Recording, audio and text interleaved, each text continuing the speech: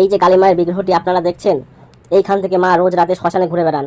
আর তার প্রমাণস্বরূপ পরদিন মায়ের শাড়িতে চোরকাটা লেগে থাকতে দেখা যায়। এই ঘটনাটি রোজ ঘটে পশ্চিমবঙ্গের বীরভূম জেলার আকালিপুরে অবস্থিত গুজ্জ কালী মায়ের মন্দিরে।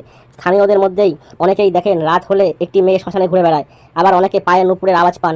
যেহেতু মা রাতে মন্দির চত্বরে ঘুরে বেড়ান, তাই এই মন্দিরের পুজো সন্ধ্যের মধ্যেই সম্পূর্ণ করে ফেলা হয়। এমনকি দীপাবলির অমাবস্যায় যেখানে সারা দেশে পুজো রাত 12টার সময় করা হয়, সেখানে এই মায়ের পূজা সন্ধ্যের মধ্যেই করে ফেলা হয়।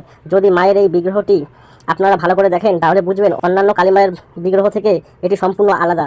অন্য বিগ্রহে মা মহাদেবের বুকের উপর পা দিয়ে থাকেন, এইখানে মা একটি সাপের উপরে বসে আছেন এবং মায়ের মাথায় 1108টি সাপের মুকুট পরে আছেন।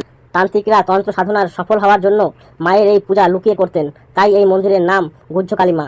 পুরোহিতের কথা অনুযায়ী এই মায়ের প্রাণ প্রতিষ্ঠা একটি মানব শিশুর বলির মাধ্যমে করা হয়েছিল। পরে তার মা এসে এই মন্দিরের সামনে কাঁদতে থাকায় শিশুটি সামনের একটি নদী থেকে অক্ষত অবস্থায় হেঁটে আসেন। মা এখানে